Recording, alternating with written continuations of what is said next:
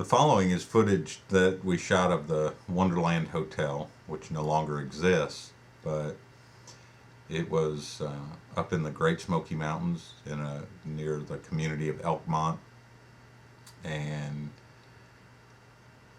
we wanted to get some footage of it before it was allowed to fall into the ground, and my understanding is it's now gone. So here it is.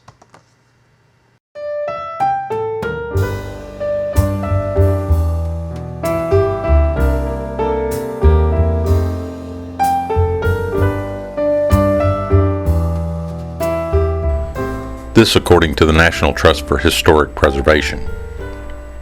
Since the National Park Service assumed control of Elkmont in the early 1990s, inadequate maintenance, coupled with a debate over whether the area should be allowed to return to its, quote, natural state, has resulted in serious deterioration of the vacant wooden structures that comprise the 60-acre National Register listed historic district. Already, the rambling Wonderland Hotel is in such bad condition that it must be razed. This de facto demolition by neglect is an imminent threat to all the remaining structures in Elkmont if action is not taken. Viable uses for the buildings exist, but unless the ongoing neglect is halted soon, Elkmont also will crumble. The Wonderland Hotel first opened its doors to guests in 1912. Most people came by rail, others rode horses or even hiked the 7.5 miles from Gatlinburg. Elkmont and the Wonderland Hotel afforded the affluent people from surrounding cities a perfect summer getaway destination, and it may have been the catalyst for what is now one of the most visited national parks in the United States. Just a little history as to why the Wonderland exists. The Little River Logging Company and Camp began just at the end of the 1800s, and the town began as a company lumber town, and most camp residents harvested the mountains of their large trees and then floated them down the Little River to the mill at Townsend. The Little River Railroad Company, that later hauled the logs to the mill and was used by logging operations, also brought tourists up to Elkmont, where many of them started to build summer cottages as vacation homes. When it was no longer profitable to transport tourists after the logging operations ended, the railroad was removed. The town continued as a resort until it was bought in the 1930s for the new Smoky Mountain National Park. Residents, Wonderland Hotel owners, vacationers, they all resisted, but continued to work out leases until all expired in the 1990s, and then they all closed down. There is currently an ongoing controversy about what to do with all the buildings and homes. The Park Service would like to tear them down. They are not allowed because now they have attained historical landmark status and cannot be demolished. The Wonderland Hotel was a two-story wood-frame structure built from local materials including large chestnut boards harvested nearby. The steps to the hotel originally started at the Little River Railroad tracks and went to the top of the hill that the hotel sat upon, where river rocks were cemented into the top of the stairs, spelling out the word Wonderland.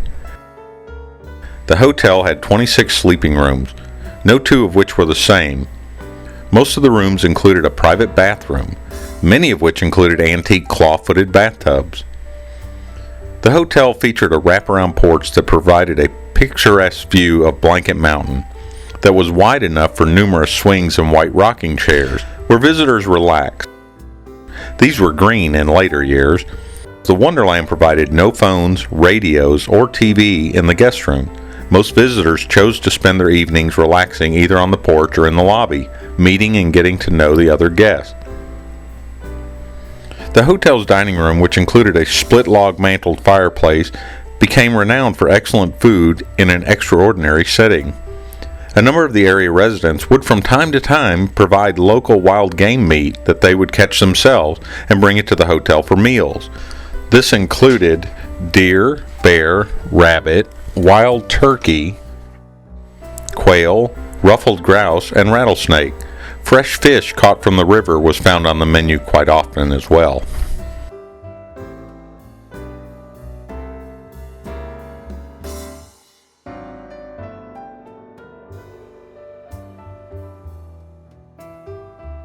If you'd like to learn more about Elkmont, there's an excellent website and posting from a gentleman named Al Smith.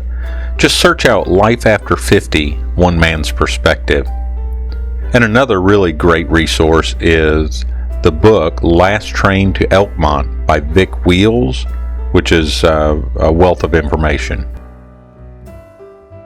Mostly thanks to the legal definition of, quote, demolition by neglect that the National Park Service allowed to happen, the Wonderland Hotel is no more.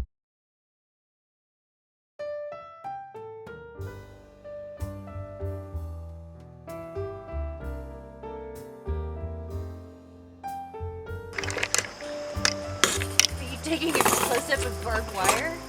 People from Vestal didn't come up here.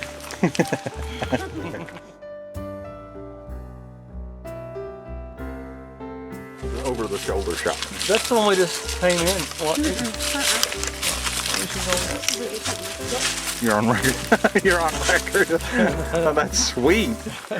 You're getting a little fat. Do something about him. Dan.